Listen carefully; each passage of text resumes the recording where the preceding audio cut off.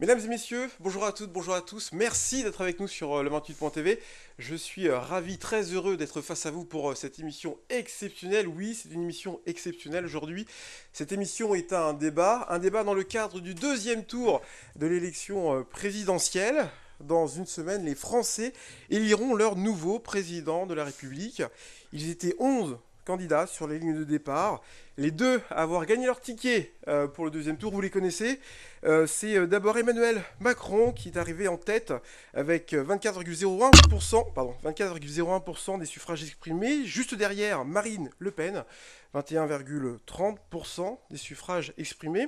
Alors, mesdames et messieurs, vous êtes nombreux à ne pas avoir fait votre choix pour ce deuxième tour. Alors, sans avoir la prétention de répondre à l'ensemble de vos interrogations, les candidats vont, eux, tout faire pour vous convaincre. Guillaume Gasparian, bonjour. Bonjour. Merci d'être avec nous. Vous êtes le référent départemental du parti politique En Marche. Vous allez éclairer les Euréliens sur le programme d'Emmanuel Macron. Merci d'avoir accepté mon invitation. Merci à vous. Mon deuxième invité, face à vous, vous aurez Alexandre Nicolic, bonjour. Bonjour. Merci également d'être présent. Vous êtes le référent départemental du Front National. Vous allez représenter Marine Le Pen. Merci également d'avoir accepté mon invitation. Alors messieurs, je vous le disais, maintenant il reste un peu moins de 8 jours. 8 jours pour convaincre les Euréliens, pour convaincre les Français.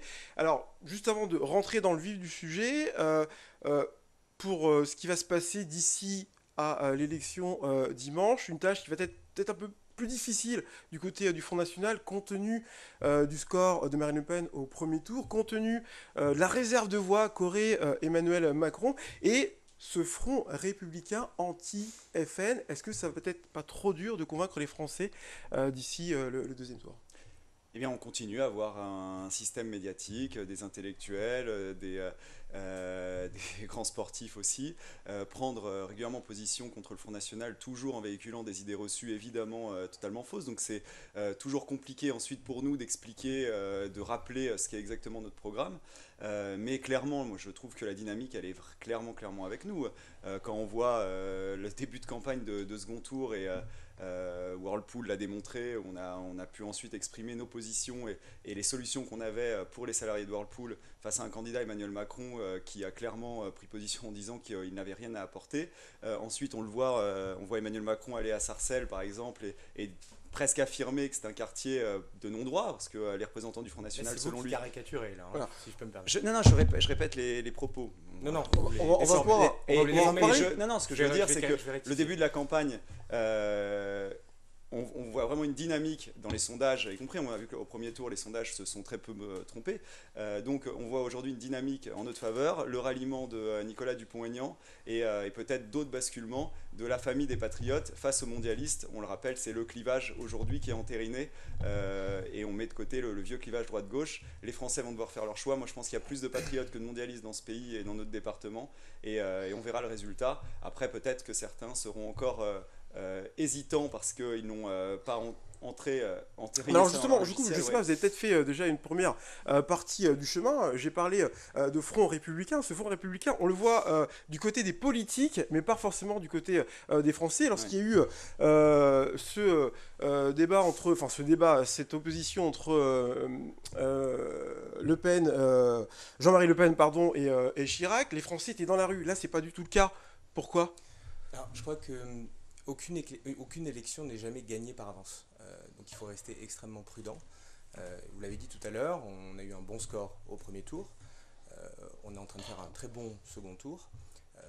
En revanche, rien n'est gagné. Donc il y a du travail à faire et on est très conscient que, y compris en Eure-et-Loir, on a eu des zones sur lesquelles on a fait des scores admirables. Je pense à Chartres, je pense aux zones franciliennes. On a aussi des territoires ruraux qui se sentent aujourd'hui abandonnés et sur lesquels il y a du travail et on est en train d'y aller tous les jours pour aller convaincre que notre projet est le bon. Vous l'avez dit, effectivement, le Front républicain aujourd'hui, tel qu'on l'avait vu en 2002, n'existe plus. Aujourd'hui, Emmanuel Macron, c'est le dernier rempart face au FN. La porte est en train de bouger et c'est le dernier rempart et on n'est pas loin d'ouvrir la porte. Et donc, nous, ce qu'on essaye de faire là, c'est de convaincre tous les Euréliens, toutes les Euréliennes, que Emmanuel Macron, c'est le choix de la raison, le seul choix possible au deuxième tour pour faire face au risque du Front National. Et donc il y a du travail, rien n'est gagné. Alors rien n'est gagné.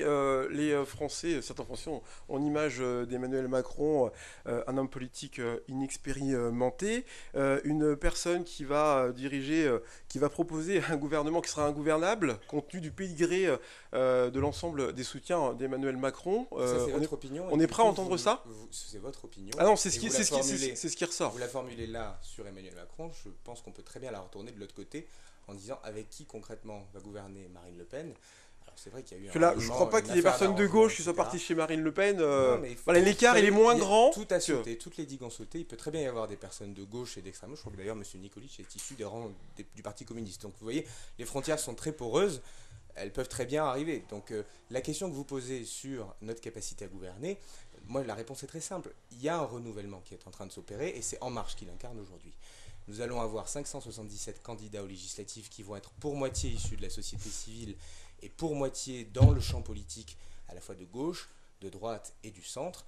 Nous aurons un gouvernement qui sera exactement à cette même image, à savoir un équilibre entre société civile et renouveau, et en même temps, des personnalités politiques de premier plan qui nous ont parfois déjà rejoints ou qui viendront nous rejoindre plus tard. Le rassemblement ne fait que commencer, il n'est pas terminé, et je n'ai aucun doute sur notre capacité à pouvoir gouverner et créer les lois, les voter, etc. Alors, justement, rentrer dans le vif du sujet...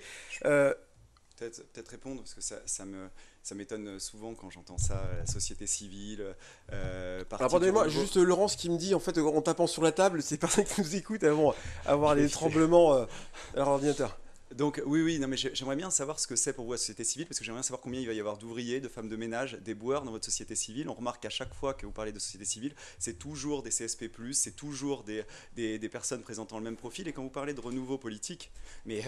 regardez ceux qui vous soutiennent, on attend vraiment voir qui vous allez investir, par exemple aux législatives.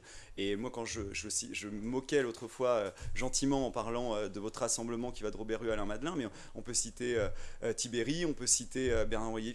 En fait, c'est le regroupement de tous ceux qui ont dirigé notre pays depuis 35 ans et voulaient nous faire croire que c'est l'incarnation d'un renouveau. Bon, je vais juste répondre et après on va passer, on va revenir après. Je vais juste répondre comme nous a posé la question. La société civile telle qu'on l'entend, ce sont des personnes qui aujourd'hui viennent de partout dans la société civile, qui ne sont aujourd'hui pas payées par un parti politique. Je crois qu'aujourd'hui vous êtes payé par un parti politique. La société civile ne l'est pas forcément. Moi je ne le suis pas. Je suis payé aujourd'hui par le privé, par une entreprise privée. Ça fait 8 ans que je le suis. Et je n'ai jamais touché d'argent public et je n'ai jamais été payé par aucun parti. Je suis à ce titre quelqu'un de la société civile. Parmi les 14 investitures qui sont déjà parues, vous avez des agriculteurs, un ancien chef du RAID, vous avez une ancienne DRH, vous avez une personnalité d'association. C'est ça la réalité de la société française aujourd'hui. Ce n'est pas juste des CSP+, c'est un éventail et un spectre beaucoup plus large, à l'image de ce qu'est la France. Et donc nous aurons cette représentativité. Mais en attaquant les CSP+, pour diriger un pays, il faut de tout. Je dis que, et on le voit dans ceux qui rejoignent... Il n'y a pas un problème de compétence à un moment vous confierez un rôle important, justement, vous parlez d'ouvrier, un éboueur ou... sans que ce soit péjoratif. Je vous laisse mettre de vos propos. Sans que ce soit péjoratif, mais pour diriger un ministère, pour diriger le pays... il est forcément plus idiot et bien sûr, ok. Non, je vous laisse mettre. Je vous pose la question. Moi, je pense qu'il y a des gens de qualité dans beaucoup de professions. Et justement, quand on parle des ouvriers, je pense que des gens qui ont exercé une profession peuvent un peu mieux la comprendre. Comprendre ce que ça veut dire quand ensuite on supprime des postes. Comprendre ce que ça veut dire quand on précarise le travail avec la loi El Khomri. Comprendre ce que ça veut dire demain quand il va y avoir des accords de branche. Et quand peut-être on va s'orienter vers un système sans SMIC. Un système où il n'y aura plus de limitation d'heures. C'est ça le sujet. On en reparlera. Je vous rejoins sur un point. Justement, c'est la première fois que je vais rejoindre le Front National sur ce point-là. Quand vous dites qu'il faut tout pour gouverner une société, je suis totalement d'accord. Et vous aurez parmi les investis des ouvriers, des employés, des cadres, des retraités, des étudiants, des chômeurs. Tout ça sera pris en compte dans le renouvellement qui est prévu. Et effectivement, le but n'est pas de recréer des apparatchiks que l'on connaît aujourd'hui. Le but est d'avoir une vraie représentativité de la société. Et donc, on aura un réel renouvellement. On aura l'occasion de se rendre compte. On va rentrer, je le disais, dans le vif du sujet. Malheureusement, on va parler de sécurité sur notre territoire. Malheureusement, le mandat de François Hollande aura été marqué par les attentats terroristes orchestrés sur notre sol. Messieurs, je pense que vous êtes d'accord. Vous, élus, votre parti élu, il n'y a pas de solution toute faite pour protéger les Français. Alexandra. J'affirme évidemment que le risque zéro n'existe pas. Je dis en revanche qu'aucun des attentats terroristes qui a été commis sur notre sol depuis les attentats de Mohamed Merah, attentats islamistes, parce qu'il faut le nommer quand même, ce terrorisme, n'aurait eu lieu. Et j'en avais... Faux. Non, on ne peut pas laisser dire ça. Non, mais je peux répondre.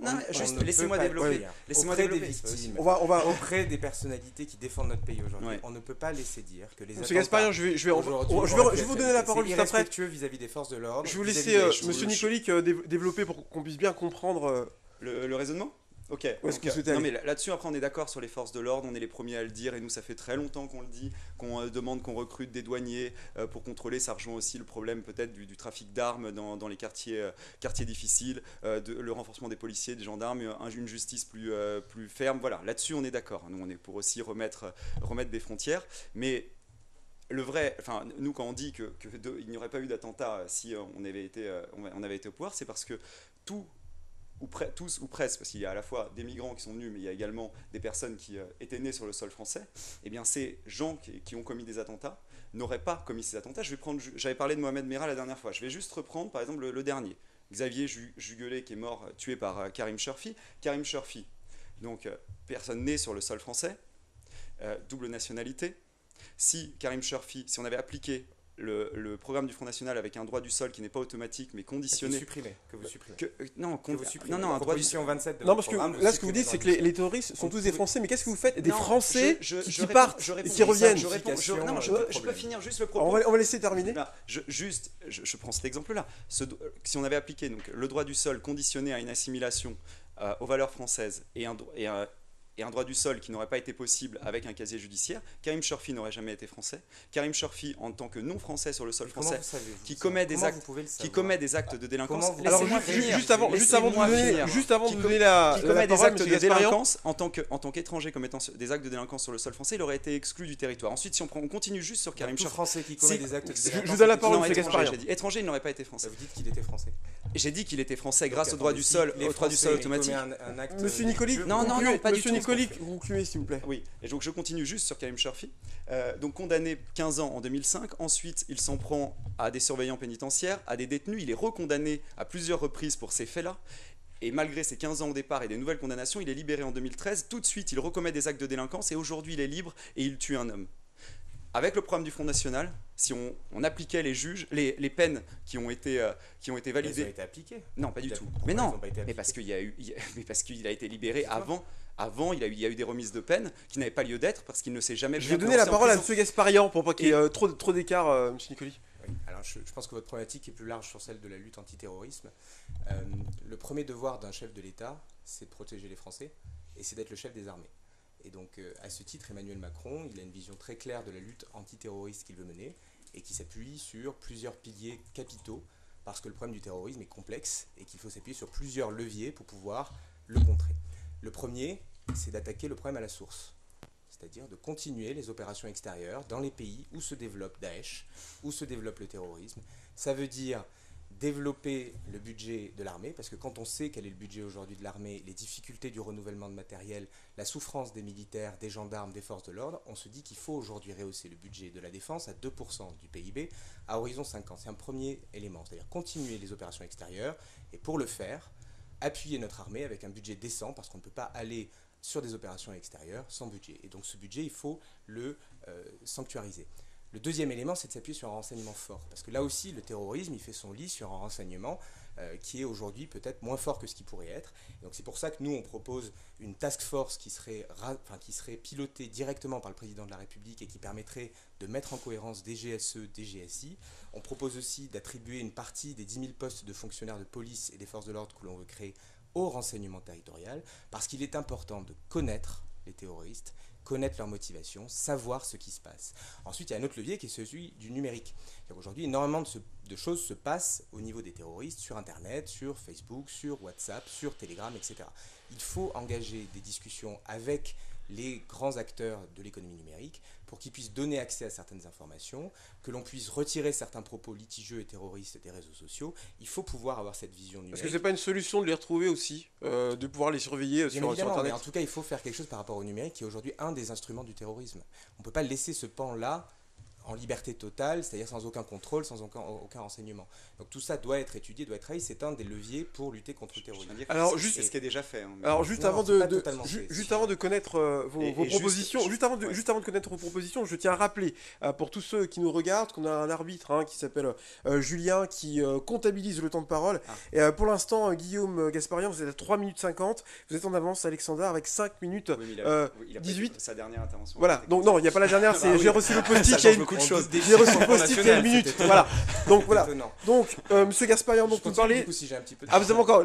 J'ai encore 2 leviers, je vous en ai donné 3. Il y en a un autre qui est autour de l'outil judiciaire. Je pense qu'il faut des peines qui soient plus importantes au niveau du terrorisme et qui commencent d'ailleurs dès l'association terroriste. C'est-à-dire que dès que là, on a une confirmation du danger réel, de pouvoir incarcérer les terroristes. C'est le cas aussi pour les personnes françaises. Donc les incarcérer avant même qu'ils aient... Dès qu'elle commence l'association, dès que l'association terroriste est avérée, c'est-à-dire que vous êtes quasiment sur le point de réaliser un acte terroriste, vous commencez à vous associer avec des terroristes, vous êtes en train de commencer à préparer l'acte en lui-même. Il faut pouvoir intervenir parce qu'on ne peut pas attendre le dernier moment, c'est pas possible.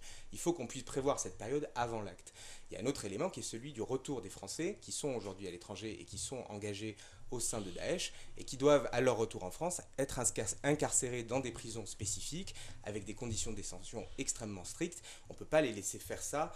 Vous construisez des prisons du coup? Oui, parce que là, je crois que c'est un peu... Bien sûr, il faut créer des lieux de détention spécifiques pour les terroristes, y compris pour les Français qui reviennent sur le territoire, qui doivent être incarcérés. On ne peut pas les mettre avec d'autres prisonniers. On ne peut pas contaminer aussi non plus les autres prisonniers avec l'idéologie islamiste et terroriste. Il faut être extrêmement sévère sur le sujet et extrêmement clair. Et Emmanuel Macron l'a totalement été.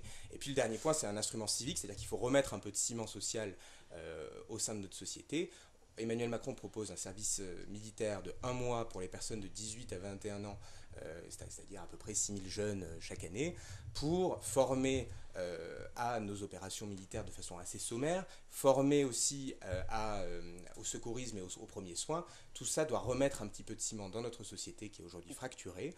Et c'est comme ça, à travers toutes ces actions-là, sans démagogie, sans bouc émissaire, mais en attaquant les sources du terrorisme, que l'on assurera la sécurité. D'accord, on termine là-dessus, juste avant, le service civique obligatoire ? Service militaire. Le service militaire obligatoire ? Oui, tout à fait.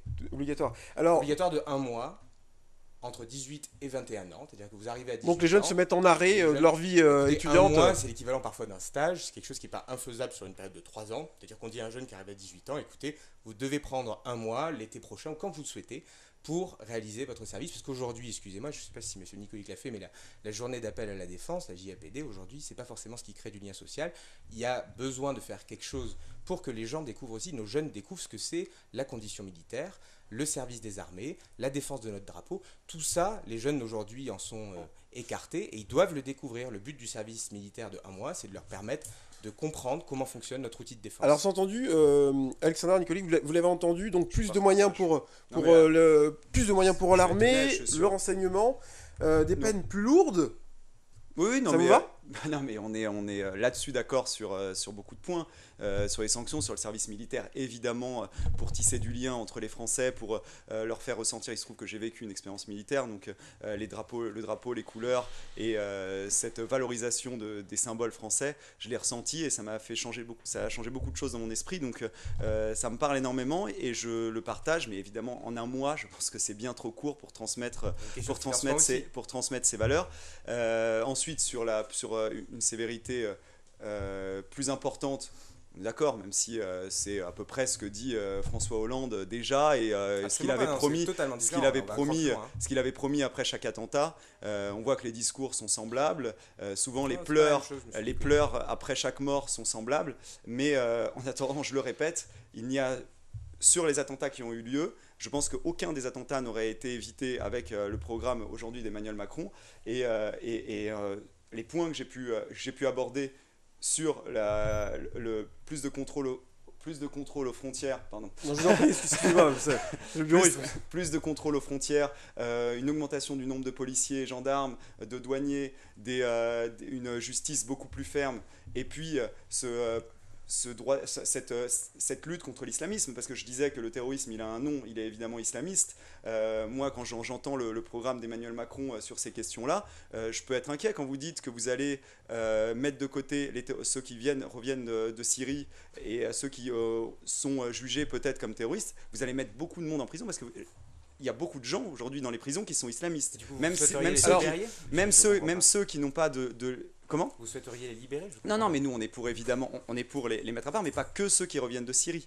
Nous, on est pour que ceux qui sont jugés comme personnes qui font la publicité et la promotion de l'islamisme radical. Et aujourd'hui, il y en a énormément dans nos prisons. Si vous lisez les rapports, ça ne concerne pas du tout ceux qui sont, uniquement ceux qui sont potentiellement terroristes dans le futur. Je veux dire, c'est des gens... Je voudrais terminer sur ce volet juste avant pour vous poser la question. L'intervention, pour revenir sur ce que disait Guillaume Gasparian, l'intervention de l'armée à l'étranger, des Français disent que c'est à cause de ces interventions qu'on se met en danger sur le territoire. Marine Le Pen élue, est-ce que cela veut dire que vous désengagez ? Nous, on ne va pas taper sur l'armée qui se bat contre les terroristes, parce qu'il y a aussi de la réelle politique. La prévention du terrorisme sur le territoire... Alors, on va laisser terminer de répondre, M. Gasparian. On va laisser terminer. Quand je dis que vous voulez taper sur ceux qui luttent contre le terrorisme sur le terrain, quand vous... J'ai dit qu'il fallait maintenir les opérations extérieures là où elles sont. Mais c'est ce que vous avez fait. Mais il n'y en aura pas plus. On les maintient, mais il n'y en a pas plus. Les positions. On n'en engage pas d'autres. Les positions d'Emmanuel Macron.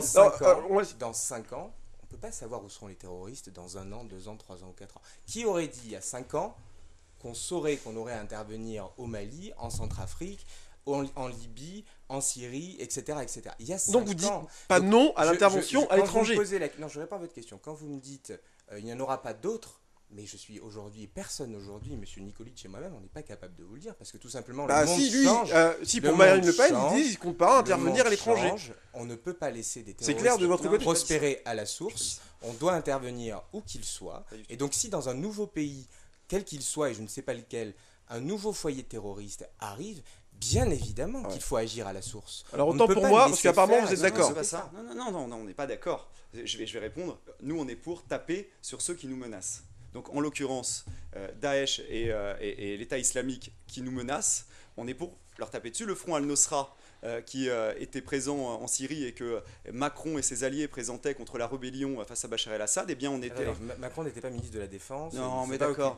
On va terminer sur la sécurité. C'est important. Très important. Parce que justement, quand on dit qu'on n'est pas pour intervenir à l'étranger, c'est juste qu'on ne juge pas que les nations étrangères sont des sous-nations, sont des sous-peuples qui ne peuvent pas déterminer quel est le meilleur choix pour leur futur. C'est ce que je dis. Mais non, mais monsieur, laissez terminer sur Bachar el-Assad par exemple, ou sur la Russie qui lutte contre les terroristes en Tchétchénie, qui a combattu les terroristes en Tchétchénie, qui les ont battus. Et aujourd'hui, vous faites le jeu des terroristes. Quand vous avez soutenu la rébellion, quand vous avez soutenu messieurs, on a entendu vos idées. On va passer en Syrie. Au sujet suivant. On voit la totalité des on va passer au sujet suivant, s'il vous plaît. Les enfants gazés en Syrie, on peut pas non plus dire que Bachar el-Assad est un. On va rester là-dessus. Alexandre Nicolic, on va rester là-dessus. Guillaume Gasparian, on va rester là-dessus. Alexandre, s'il vous plaît, on va rester là-dessus. On va passer à l'autre sujet parce que on en a pas mal d'autres à traiter d'ici l'heure. Indirect, une émission de 60 minutes. Je voulais absolument vous parler d'Europe. Parlons maintenant d'Europe. Alexandre Nicolic, Marine Le Pen veut une France libre. Oui. Bon, évidemment, j'ai lu vos 2 programmes. Dans votre programme, vous parlez de rendre sa souveraineté à notre pays. Alors, souveraineté monétaire, souveraineté législative, souveraineté territoriale, économique. Si vous êtes élu, si Marine Le Pen est élue, vous négociez avec les pays européens. Mais s'ils ne vous donnent pas raison, vous faites quoi ? C'est-à-dire, si l'Union européenne ne nous donne pas raison, voilà. Nous ferons un référendum et nous demanderons la sortie de l'Union européenne. Pour retrouver notre souveraineté, vous le dites comme ça, la souveraineté, donc nos souverainetés législatives, monétaires, territoriales. Je rappelle juste l'article 3 de la Déclaration des droits de l'homme et du citoyen, ce qui fait le fondement de notre République, toute souveraineté réside dans la nation.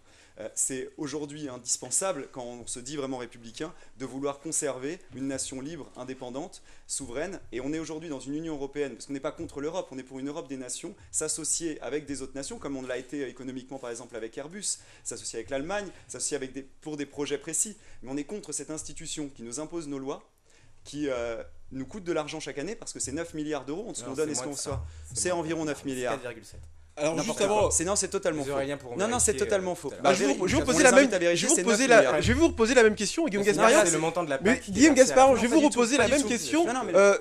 Alexandra, je vais vous demander. Regardez. Non, parce que là, je vais vous redonner la parole. Je vais vous redonner la parole, Monsieur Gasparian, parce que Alexandra, parce que vous avez parlé justement du référendum. On a déjà eu, Monsieur Nicolic, Monsieur Gasparian, s'il vous plaît, Monsieur Nicolic, on a déjà eu un référendum en 2005. Parce que la question que je voulais vous poser, oui, qui n'a pas été respectée. Justement, il n'a pas été respecté. Si demain Marine Le Pen est élue, que vous proposez un référendum, que les Français disent oui à l'Europe et donc non à la sortie de l'Europe, est-ce que vous respecterez le référendum comme en 2005 ? Ah oui, mais eh bien, vous sortirez malgré. On respectera le choix du peuple, contrairement à ce qu'on fait tous les autres, et je pense que Macron était plutôt d'accord. Arrêtez de le lier à un bilan passé en permanence en pensant non, que mais je plaisante parce que tous ces alliés aujourd'hui viennent de Macron. Ils rassemblent tout ça. C'est quand même extraordinaire de remarquer qu'on lui met tout depuis 20 ans. Ils rassemblent de la faute de Macron depuis 20 ans. Je le dis avec le sourire. Oui, mais vous répondez aussi avec le sourire. Je donne la parole à Guillaume Gasparian. Vous terminez, voilà. C'était quoi ? Non, est-ce que vous suivrez l'avis des Français ? Parce qu'en 2005, il n'avait pas été suivi. Oui, nous, on suivra l'avis des Français, mais je suis convaincu qu'on gagnera ce référendum et que les Français nous suivront comme ils l'ont fait en 2005, comme à chaque fois. Non, de l'Union européenne. Vous comprenez très bien. Non, par rapport à l'euro, parce que je comprends plus moi de mon côté. Je peux juste finir de répondre à la question, non, parce que c'est important sur l'Union européenne quand même. Quand je disais que l'Union européenne nous pénalise, j'affirme qu'elle nous coûte 9 milliards d'euros chaque année et qu'en plus, quand elle nous pénalise, elle fait en sorte, on l'a vu, je vais donner des cas précis, Intermarché qui voulait favoriser la viande française. L'Union européenne nous l'a interdit parce que ça va contre la libre concurrence, la concurrence libre et non faussée, pardon. Aujourd'hui, on est dans un système où on favorise des entreprises parfois étrangères au détriment des Français. Et quand on entend Emmanuel Macron, je vais revenir là-dessus, dire qu'il ne défendra pas les Français face à Berlin, comme il vient de le dire. C'est absolument pas ce qu'il a dit. Vous avez une fâcheuse tendance. On va terminer avec vous, Alexandre Nicolic. On va terminer avec vous, Guillaume Gasparian, l'Europe. En disant n'importe quoi. Je dis pas n'importe quoi. Guillaume Gasparian, votre Europe.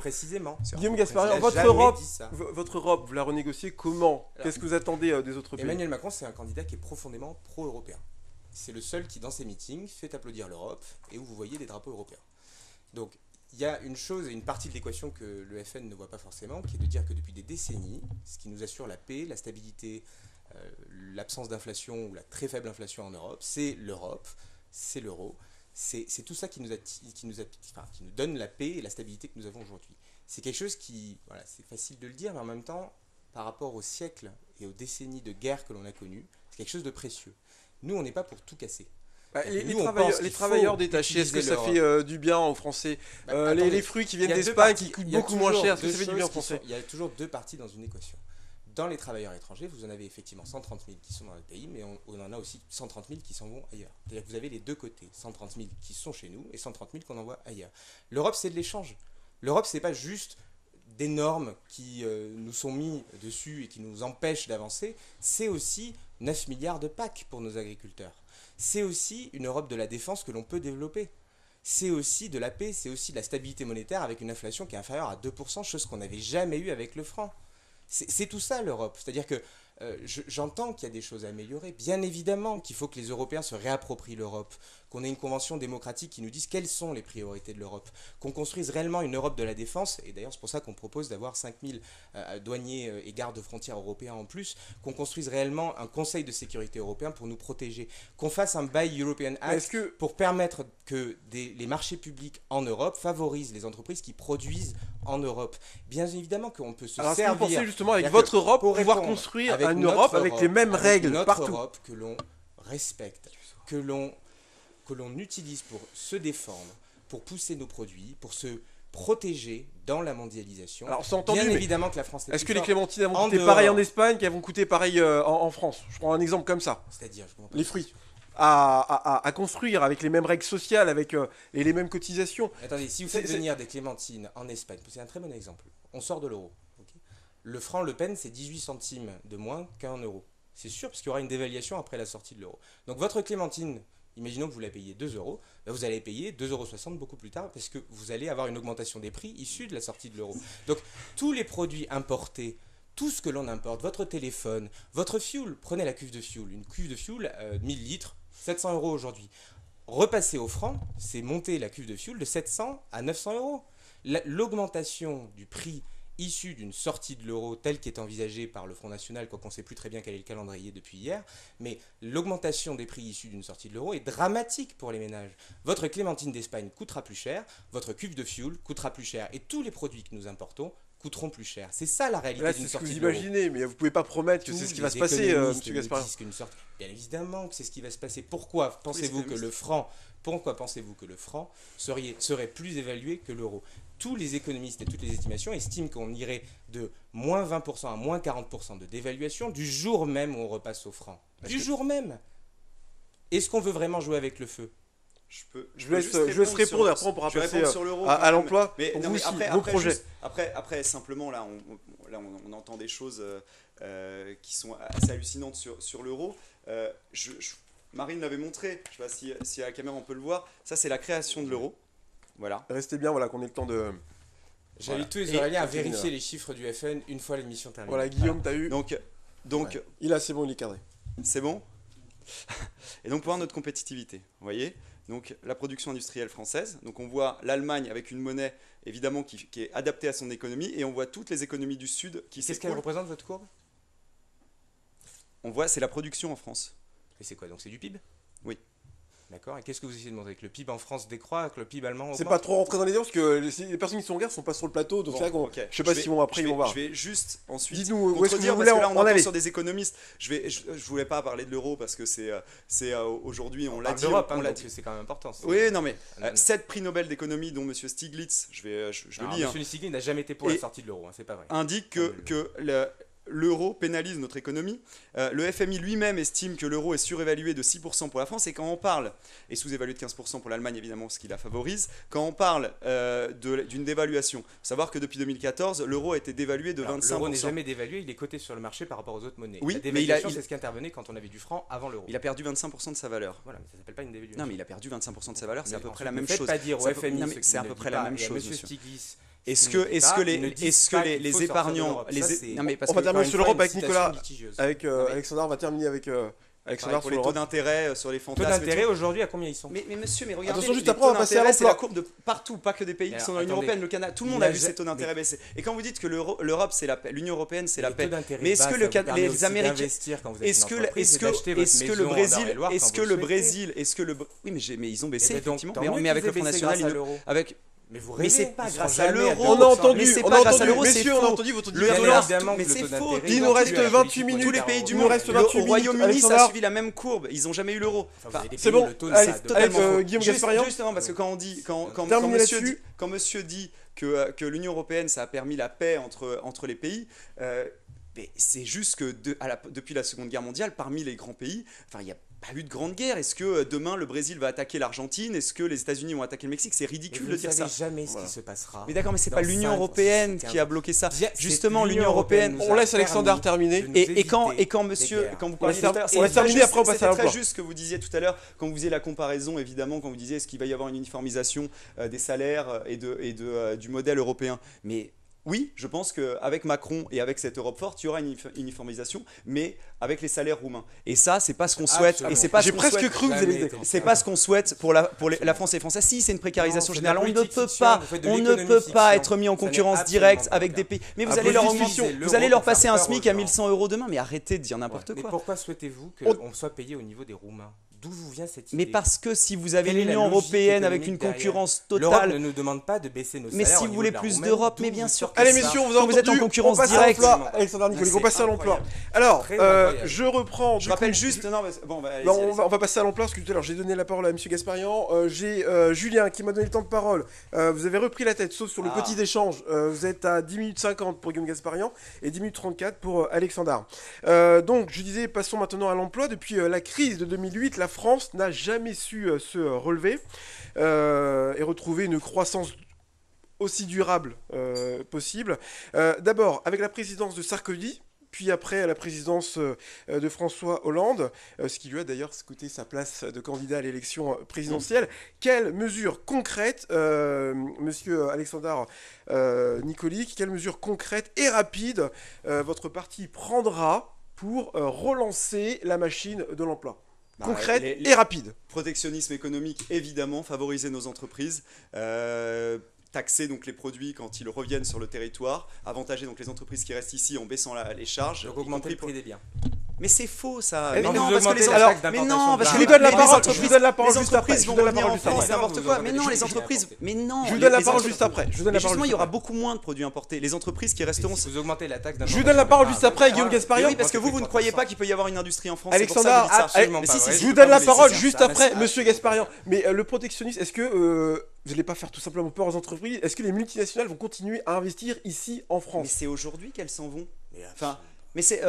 Je vous donne la parole juste après. Mais bien sûr que si. C'est aujourd'hui que notre industrie sont là. On va juste prendre l'Eure-et-Loire. Hein. Depuis novembre, il y a près de 150 entreprises qui ont mis la clé sous la porte. Ce n'est pas que évidemment des grandes entreprises. La plupart, c'est des petites PME. Ça me permet de rappeler qu'évidemment, on soutient la baisse des charges.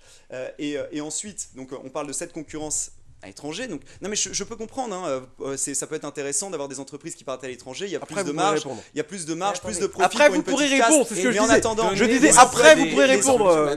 Après. Et ensuite, évidemment vous parliez des travailleurs détachés, mais c'est finalement la même chose quand on a dans les services, parce que là ça concerne l'industrie, mais dans les services, une concurrence directe de personnes qui sont moins rémunérées et en plus on participe à payer les caisses sociales de leur pays d'origine, et donc c'est un manque à gagner pour nos caisses sociales. On ne peut plus continuer comme ça pour les salariés français. Vous misez tout sur le protectionnisme. Non, mais j'ai parlé du protectionnisme, j'ai parlé des travailleurs détachés, je parle de la baisse des charges pour les PME, TPE, et puis ensuite toutes les aménagements pour simplifier la complexité administrative aujourd'hui pour les PME, TPE, parce que c'est un vrai problème pour se lancer. On a un programme complet, je peux énumérer si vous voulez de manière plus détaillée. C'est les grands thèmes. Je pense que il nous reste déjà 24 minutes. Vous avez terminé, je vais passer à Guillaume. Parce qu'en fait, c'est la partie sécurité qui nous a pris un peu plus de temps sur mon fil conducteur. Alors, vos solutions concrètes et rapides pour relancer l'emploi avec Emmanuel Macron. Je vais juste répondre sur le protectionnisme. Je vous en prie. Ensuite, je vous donnerai mes propositions sur l'emploi. Sur le protectionnisme. De grandes mesures, évidemment. Grandes mesures, bien évidemment. Je ferai simple. Sur le protectionnisme, il faut voir aussi, là encore, le problème dans sa globalité. On a aussi le fait de mettre des barrières à l'importation, c'est-à-dire aux produits qui rentrent en France. Ça va conduire les autres pays à faire exactement la même chose. Il n'y a aucune raison que parce que l'on hausse les entrées chez nous, que les autres pays, nos voisins, ne fassent pas la même chose. Donc, or, on a un vrai sujet, y compris en Eure-et-Loire. On exporte énormément. Allez dire aux salariés de Vorwerk, c'est-à-dire qui produit le Thermomix à Cloix, les Trois-Rivières, 75% de leur production, elle part en Europe, elle part à l'étranger.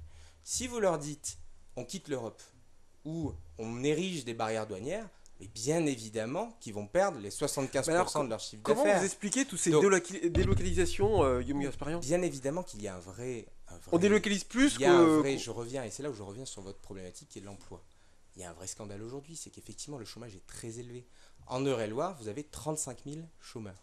C'est énorme, c'est 12% de la population, 35 000. Parmi eux, vous avez des jeunes, vous avez des familles monoparentales, vous avez des personnes en très grande difficulté. C'est ça le vrai problème. Alors nous, ce qu'on propose sur l'emploi, c'est d'une part d'harmoniser le statut du chômeur, parce qu'aujourd'hui, que vous soyez entrepreneur à Maintenon, ou salarié à Châteaudun, ou fonctionnaire, ou chef d'entreprise à Chartres, vous n'avez pas forcément les mêmes droits au chômage. Nous, ce qu'on propose déjà, c'est d'avoir une uniformisation de l'assurance chômage pour toutes les personnes. C'est un premier levier sur l'emploi. On veut que les personnes puissent bénéficier de la même protection, quel que soit leur statut, parce qu'il n'est pas normal qu'aujourd'hui, en fonction de son statut, la protection soit différente. Le deuxième axe de notre plan sur l'emploi qui est important et qui est massif, c'est un effort massif qui n'a jamais été fait jusqu'à présent, il est de mettre 15 milliards d'investissements sur la table sur la formation. Ça veut dire 1 million de jeunes formés, jeunes non qualifiés ou peu qualifiés, et 1 million de personnes qui sont chômeurs longue durée. Est-ce que vous ne formez pas des chômeurs? S'il n'y a pas d'emploi au bout, vous avez beau les former... Il y a un enjeu aujourd'hui de se préparer aux métiers de demain. Fermer les frontières, fermer les écoutilles en pensant que les métiers d'hier vont revenir et rejaillir de sol, c'est démago. Nous, ce que l'on propose, c'est de se préparer au changement numérique, au changement écologique, et de préparer et former les jeunes, les personnes qui sont éloignées de l'emploi, les personnes peu qualifiées, les ramener sur le marché du travail pour préparer les besoins de demain. C'est ça qu'on propose de faire. Aujourd'hui, il y a 5000 jeunes qui ont moins de 25 ans en Eure-et-Loire qui sont au chômage. Qu'est-ce qu'on fait pour eux? Nous, on leur dit, il faut vous former et il faut mettre le paquet sur la table parce qu'aujourd'hui, les métiers d'aujourd'hui ne sont pas ceux de demain et il faut vous former aux métiers de demain. Il faut viser l'avenir. pas regarder les métiers forcément du passé en se disant c'est grâce à un protectionnisme ou des barrières que ces emplois vont miraculeusement revenir et que nous allons retrouver la soi-disant grandeur de la France oubliée. On fait le ping-pong. C'est du passéisme. On revient pour conclure avec Alexandre la réponse. Des pays à peu près dans le monde pratiquent le protectionnisme, donc il y a déjà un protectionnisme. C'est juste nous membres de l'OMC, c'est donc il y a des règles sur les barrières. C'est juste nous qui sommes pénalisés. Et quand j'entends les 35 000 demandeurs d'emploi dans l'Eure-et-Loire, je rappelle juste qu'au moment où Emmanuel Macron est nommé en août 2015 ministre de l'économie, on est à 32 500 demandeurs d'emploi. En un an, il a réussi l'exploit d'augmenter de 9% les demandeurs d'emploi dans le département. Non, mais non, je parle juste pendant un an. Non, mais je parle même pas pendant le gouvernement. Je parle pendant l'année où vous regarderez pendant l'année où M. Macron a été ministre de l'économie, 9% d'augmentation du chômage en Eure-et-Loire.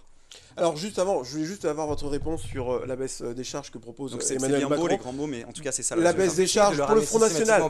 Guillaume Gasparian, vous avez eu votre temps de parole sur l'emploi. Guillaume Gasparian, vous avez eu votre temps de parole sur l'emploi. Je parlais juste ministre de l'économie.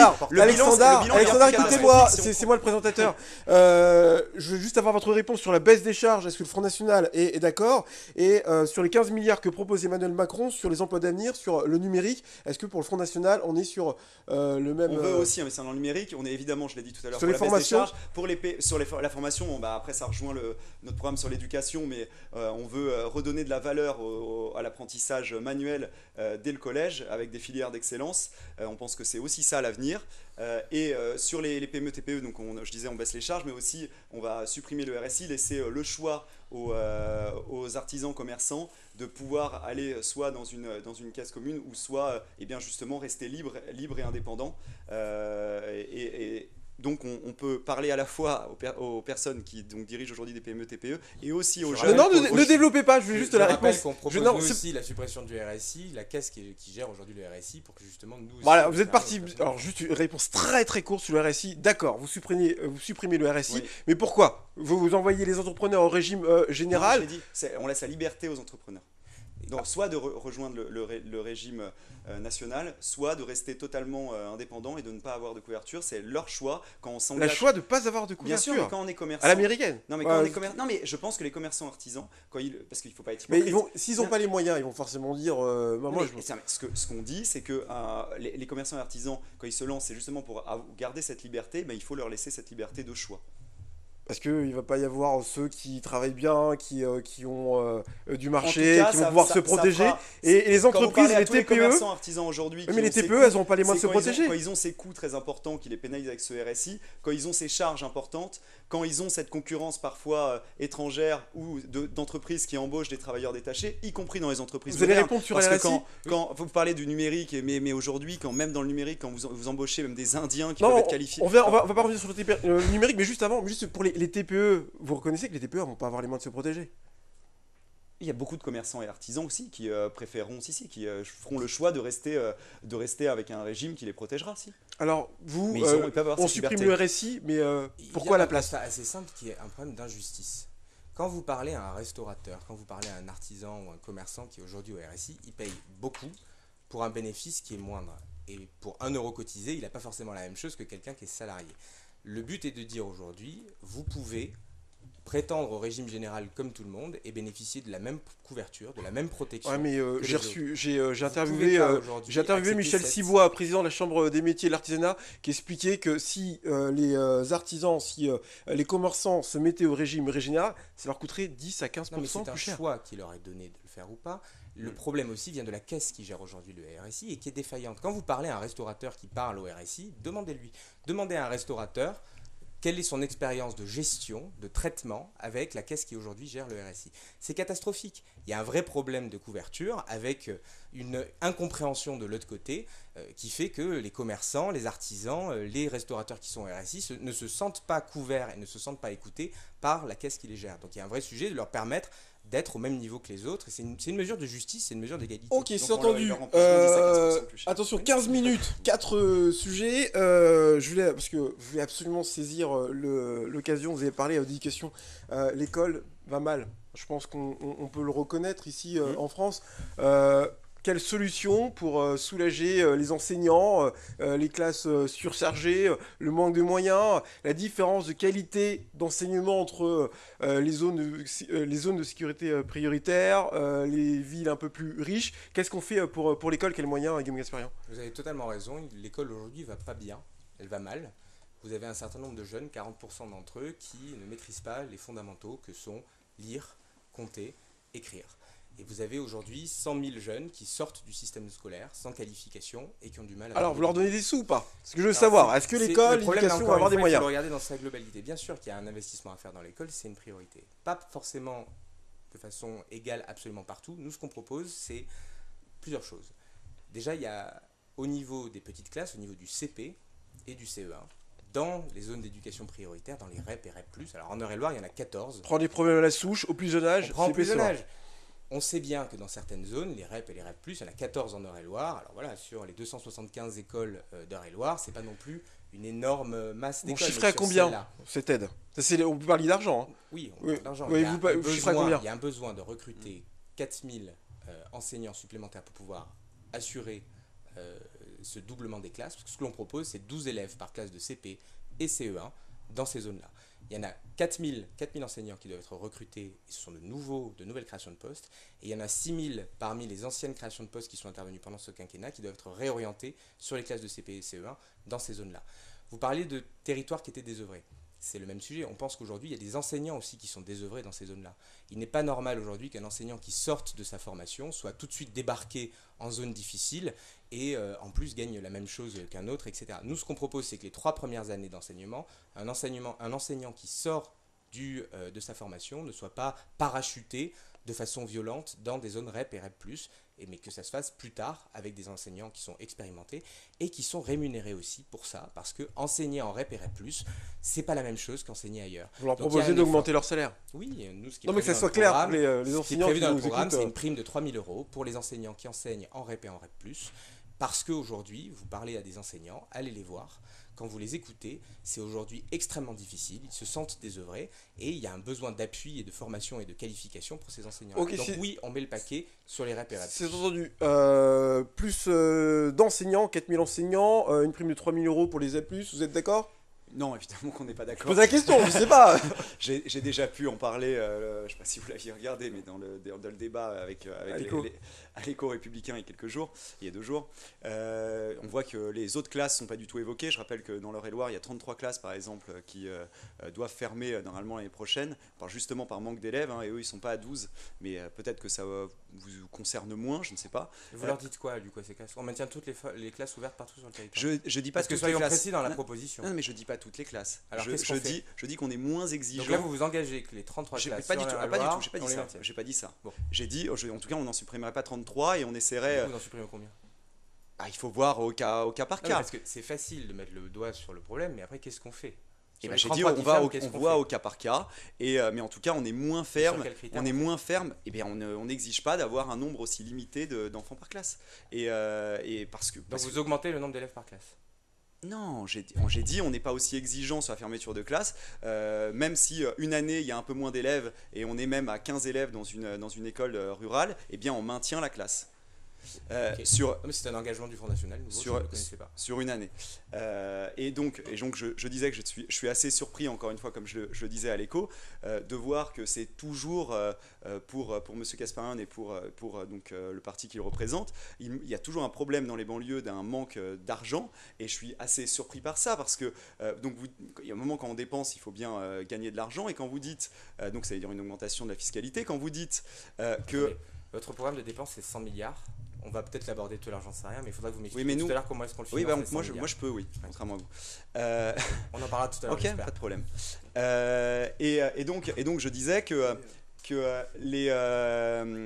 encore une fois, on a déjà mis plus de 100 milliards dans des plans de rénovation urbaine, on arrose de milliards dans des associations pour un résultat proche du néant. Donc évidemment donc, vous proposez rien pour les on a entendu, il me reste deux sujets. J'ai pas présenté notre programme sur l'éducation, vous m'avez demandé juste de répondre sur ça. Terminé sur l'éducation. Allez-y. Donc nous on revient évidemment aux matières fondamentales, la langue, donc le français, l'histoire, le calcul. On arrête avec des programmes style ELCO, l'enseignement des langues et cultures d'origine. On arrête avec des thématiques qui ne sont pas essentielles dans les écoles. On revient aux bases pour donner le minimum. Il n'y a plus d'histoire, il n'y a plus de géo. Je parle en école primaire, monsieur. En histoire géo, on fait quoi alors?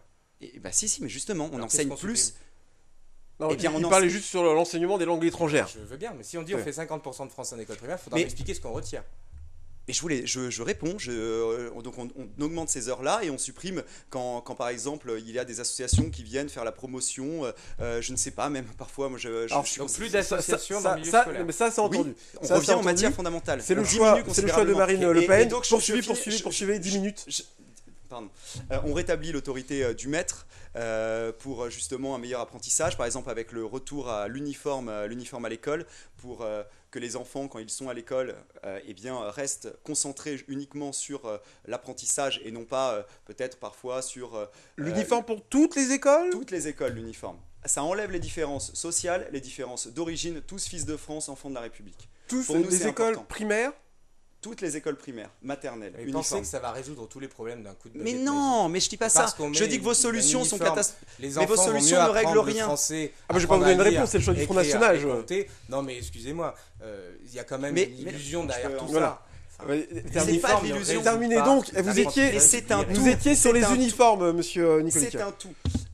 Et ensuite, au collège, on valorise le travail manuel, comme je l'ai dit tout à l'heure, donc l'apprentissage avec des filières d'excellence, parce qu'il y a des enfants qui n'ont pas envie de s'orienter sur des longues études ou de tenter de faire des longues études. D'ailleurs, on le voit souvent. À quel âge on pourra quitter l'école ? À 14... Non, je n'ai pas dit qu'on pourra quitter l'école, j'ai dit qu'on sera orienté vers des filières d'excellence pour apprendre l'apprentissage manuel dès le collège. Et ensuite, évidemment, sur l'éducation, je ne sais pas si c'est le même thème exactement, mais dans les universités, on abandonne le tirage au sort qui nous semble hallucinant. Le tirage au sort à l'université. À l'université. Quel tirage au sort ? Il y a un tirage au sort aujourd'hui. Qu'est-ce que vous appelez tirage au sort ? En L1. On va juste à la question, puis après on passe à la suite. En L1, et ça va être mis en place en M2. Je ne sais pas si vous avez suivi l'actualité dans les universités. Je ne comprends pas ce que vous appelez tirage au sort, très honnêtement. C'est les inscriptions, vous parlez d'inscriptions, tirage au sort au niveau des inscriptions. Je ne sais pas si vous avez suivi que ça va être élargi. En tout cas, je pense qu'on a compris, parce qu'il y a deux sujets, il y a le social et la culture. Les services militaires, parce que ça fait partie aussi de l'éducation, on l'a déjà évoqué tout à l'heure. D'accord.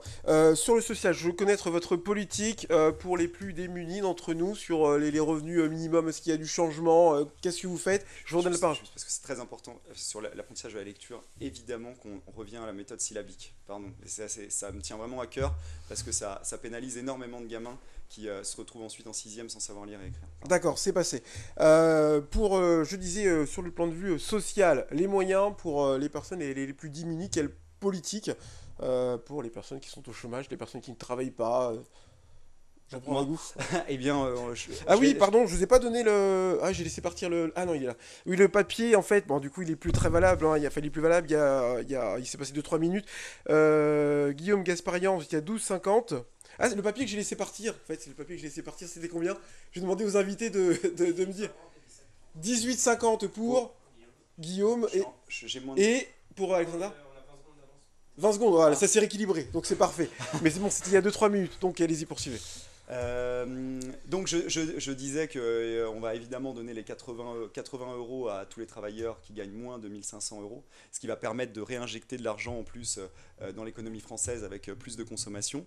On va mettre fin à la loi El Khomri qui va précariser tous les salariés français. On va maintenir la retraite à 60 ans. Sur la solidarité intergénérationnelle, parce que ça concerne aussi beaucoup de Français, sur la transmission, on pourra transmettre 100 000 € tous les 5 ans, parce que beaucoup de gens essaient de se constituer un patrimoine et ensuite il y a quasi une spoliation, ils ne peuvent pas transmettre ensuite à leurs enfants. Un bouclier social pour les indépendants, ça je l'ai évoqué tout à l'heure avec la refonte totale du RSI. Et puis après, comment ne pas parler du social sans parler de santé? Et dans l'Eure-et-Loire, on est évidemment très concerné avec le désert médical. Parfois des gens qui sont obligés d'attendre 1 an pour avoir un rendez-vous chez un médecin. Donc évidemment l'élargissement du numerus clausus, le stage imposé obligatoire aux étudiants en médecine dans les zones. On n'a pas parlé santé, il y avait tellement de choses. La carte vitale biométrique pour éviter la fraude et donc faire des économies. Mettre fin au plan d'austérité du gouvernement Hollande, donc 3 milliards sur 3 ans, qui va, je pense, s'accentuer dans le futur. Je ne sais pas quel est votre programme exactement. Il va nous rester 5 minutes et je rappelle juste, pour la culture. comme je disais à l'époque. Alors, non, c'était une question, honnêtement. C'est vraiment une question. Parce que Hollande l'a fait. Hollande l'a fait. Et juste, je rappelle. Alors, je vous donne la parole juste après. On est dans les 6 dernières minutes. 3 milliards, parce que ce n'est pas des paroles en l'air. Juste sur nos problèmes de santé, parce qu'on parlait de dépenses tout à l'heure. Donc, j'expliquais, en luttant contre la fraude, le plan d'austérité de l'hôpital, on met fin au plan d'austérité de l'hôpital en mettant fin à l'AME. Parce que j'étais sur le social, c'est pour ça. Pardon. J'étais sur le social. Mais donc, Guillaume Gasparian pour Emmanuel Macron, 80 € supplémentaires pour les plus bénis d'entre nous. La loi El Khomri, on dit out, c'est ce que dit le Front National. Maintenir la retraite à 60 ans, ce qu'en pense Emmanuel Macron. Ouais, avant d'énumérer des mesures, je pense qu'il faut le ramener à ce que ça veut dire la pauvreté pour les humains. En Eure-et-Loire. Alors, est-ce que je vous posais la question, on est pauvre à partir de combien ? Je préfère vous donner un contexte de départ, parce que pour que les gens se rendent bien compte des choses, aujourd'hui en Eure-et-Loire, il y a une personne sur 10 qui vit en dessous du seuil de pauvreté. C'est juste énorme. Une personne sur 10. Et vous avez 90% des Français qui pensent et qui ont peur que leur enfant, un jour, tombe en dessous du seuil de pauvreté. Quand on parle de social, quand on parle de pauvreté, c'est de ces gens-là. Alors comment vous les aidez ? Nous, absolument pas la culture. Moi aussi, j'aimerais bien en parler après, mais comment est-ce qu'on les aide ? Nous, ce qu'on veut, c'est déjà un revenu décent pour tous. C'est-à-dire, on veut rehausser l'allocation adulte handicapé de 100 € par mois. C'est-à-dire la passer de 800 à 900 €. Parmi les pauvres dont on a parlé, il y a les familles monoparentales, il y a les jeunes, il y a aussi les retraités. Il y a aussi des gens qui sont au minimum vieillesse. Nous, ce que l'on propose, c'est qu'on rehausse le minimum vieillesse, qui est aujourd'hui de 800 €, qu'on le passe à 900 €. Là encore, c'est 100 € d'augmenter. Et puis aussi, on veut rehausser la prime d'activité de 50%. Ça, c'est surtout aussi pour les jeunes, pour les personnes qui vont accéder à l'emploi. Ça correspond à peu près à 80 € par mois net pour un employé au SMIC. Donc, l'important dans tout ça, c'est de se dire qu'on ne peut pas être un pays aujourd'hui développé comme le nôtre et laisser sur le bord de la route 1/10 des Euréliens qui aujourd'hui vivent avec moins de 1 000 € par mois, qui vivent sous le seuil de pauvreté. Et donc ça, c'est un point important. Un autre élément aussi, c'est de permettre aux gens d'accéder aux droits, parce qu'aujourd'hui, vous avez un certain nombre de personnes qui sont exclues. Les 30 dernières secondes, oui, pour vous. 30 dernières secondes, mais je pense que c'est un sujet important. Hein, je veux dire, oui, il y a tellement, j'aurais bien aimé faire un débat de 2 heures, mais... Je veux dire, on touche au quotidien des gens, là. Ouais. Donc il y a un sujet aussi de comment est-ce qu'ils y accèdent à ces droits-là, parce que vous avez des personnes qui sont sans domicile fixe et qui sont aujourd'hui pas domiciliées. Nous, ce qu'on propose, c'est que la Poste prenne en compte leur domiciliation pour qu'ils puissent avoir une adresse et puis qu'on puisse leur verser des prestations sociales. Je veux dire, c'est important de le faire. Et puis, il y a aussi l'accès à des biens nécessaires, indispensables. Aujourd'hui, les lunettes sont mal remboursées, les prothèses auditives prothèses dentaires sont mal remboursées, l'auditif est mal remboursé. Nous, on propose une prise en charge à 100% de l'auditif, du dentaire, de l'oculaire, parce qu'aujourd'hui, c'est très mal remboursé. Et comme je vous l'ai dit tout à l'heure, dans les 1 sur 10 qui sont sous le seuil de pauvreté, il y a beaucoup de personnes âgées. Il y a effectivement la problématique de la santé, on n'a pas le temps de l'aborder aujourd'hui, mais très honnêtement, les personnes âgées, on propose qu'elles aient un minimum pour subvenir, parce qu'il s'agit de leur subsistance. Votre message est entendu. Il reste 1 minute 50 chacun pour parler de culture. Guillaume Gasparian, on n'en parle pas beaucoup de culture dans cette élection présidentielle. On en fait quoi de la culture ? Faut faire des économies. Alors, il y a toujours des spectacles en France. On fait quoi ? Est-ce qu'on soutient les intermittents ? Votre projet pour la culture ? Je pense que la culture, c'est un peu notre ciment. En 1 minute 50 si possible. En 1 minute 50. 1 minute 50 ou 30 1 minute 50. 1 minute 50, ouais. La culture, c'est notre socle national. C'est ce qui nous permet de communiquer entre nous, de partager une langue, de partager des références culturelles, de créer du ciment social, et on ne peut pas la laisser de côté. Donc la politique culturelle, c'est un axe qui est central pour nous. Donc, il faut donner envie aussi aux gens d'accéder à la culture. Et certaines personnes aujourd'hui en sont totalement exclues. Il y a un coût du spectacle, un coût de la culture qui est important, notamment pour les jeunes. Nous, ce qu'on propose, notamment, c'est de donner un pass culture de 500 € pour les jeunes, pour qu'ils puissent, par exemple, aller écouter Jamel Debbouze en octobre en Eure-et-Loire à Chartres, ou qu'ils aillent voir les fourberies de Scapin, hier à Châteaudun. Tous ces éléments-là sont importants parce qu'aujourd'hui, c'était des spectacles qui coûtent 30 €, 40 €. Et il y a aujourd'hui des jeunes qui ne peuvent pas se payer ça, qui ne peuvent pas aller écouter un humoriste, qui ne peuvent pas aller regarder une expo, qui ne peuvent pas aller écouter les fourberies de Scapin à Châteaudun. Et nous, ce qu'on dit, c'est qu'on ne peut pas exclure. La culture, elle émancipe les individus. C'est 500 €, pour que ce soit clair, c'est 500 € par jeune, peu importe la situation familiale. Peu importe la situation familiale. Il est important que tous les jeunes à 18 ans aient ce pass culture. Mais pour les familles qui ont les moyens, par exemple, c'est ce que je veux savoir. Vous n'allez pas demander les revenus des parents. C'est-à-dire que c'est quelque chose qui est donné à tous les jeunes à 18 ans. vous avez en France, pour construire ce socle social, pour permettre l'accès à la culture, tous les jeunes doivent pouvoir avoir accès. De 18 ans à quel âge? À partir de 18 ans, on vous le donne. Ensuite, vous le consommez. Vous le consommez quand vous le Ah oui, d'accord, c'est pas 500 € par an.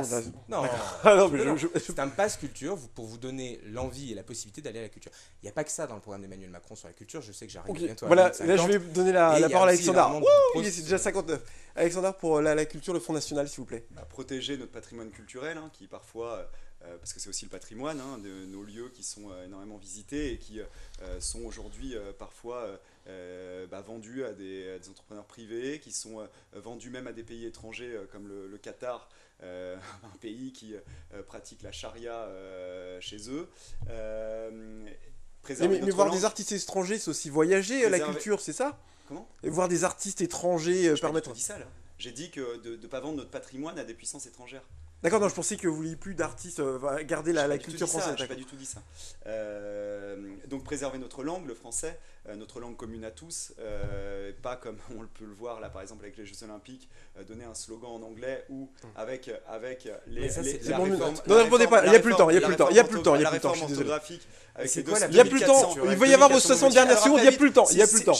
Non, terminez sur la culture, terminez sur la culture. Il n'y a plus le temps, monsieur Gaspard. Sur les associations, parce que monsieur Macron, lui, veut supprimer pour 80% des Français la taxe d'habitation.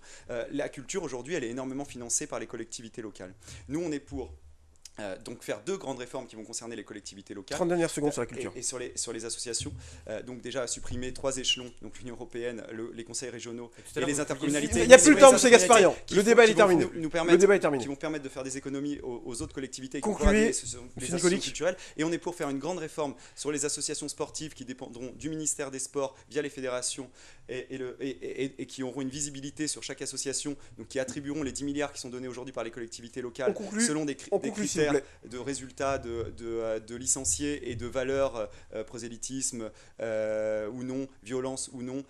Et donc c'est... Il ne peut pas vous répondre, il faut conclure. Il ne peut pas vous répondre, il faut conclure. C'est de l'argent et des subventions qui vont pouvoir... Vous répondrez dans vos 60 secondes, on va terminer l'émission. Là, ça va être long, on reste dans le cadre. Vous pourrez répondre dans vos 60 secondes, vous allez avoir le choix. Qui seront dans l'intérêt local, vous allez avoir le choix. Parce qu'elles seront financées par des impôts. Alors, je vous ai dit, pour terminer l'émission, parce qu'on y arrive, ça fait déjà 60 minutes que nous sommes ensemble, et je sais qu'il y a tellement de sujets à traiter. Les 60 dernières secondes, vous allez pouvoir vous adresser face caméra. Donc, toi, Kevin, tu peux, on va commencer avec monsieur Nicolic, tu vas cadrer monsieur Nicolic. Vous allez vous adresser directement à la caméra et vous allez dire aux Euréliens pourquoi voter pour Marine Le Pen ce dimanche. J'attends 15 secondes, comme j'ai pas vraiment de chrono, j'attends l'horloge, ça va être plus simple. Vous aurez 60 secondes pour convaincre les Euréliens de voter pour Marine Le Pen. Attention, monsieur Alexandre Nicolic, c'est à vous.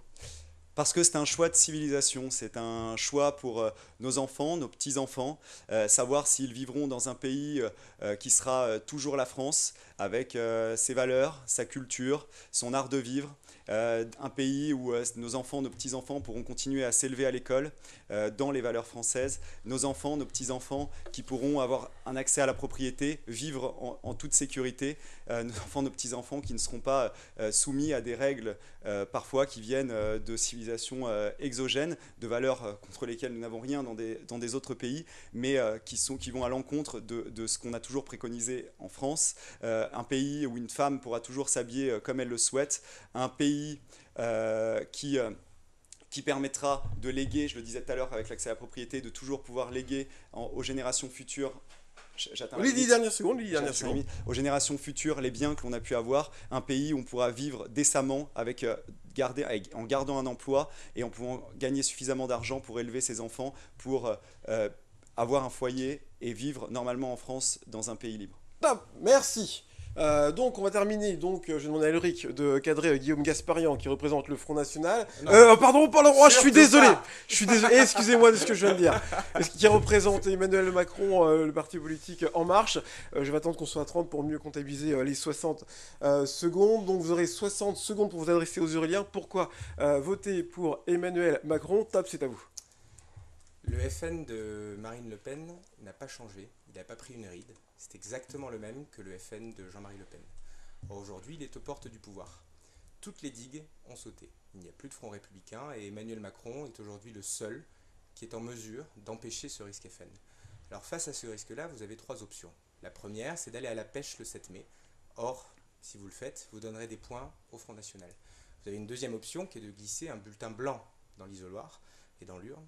La même chose, vous donnerez des points au Front National. Et puis vous avez une dernière option que je vous engage à faire en votre conscience, qui est celui de mettre un bulletin Emmanuel Macron dans votre enveloppe et dans l'urne, parce que c'est la seule façon de libérer, de protéger et de réconcilier les Euréliens et les Euréliennes. On transformera notre pays en réconciliant, pas en opposant les Euréliennes et les Euréliens entre eux.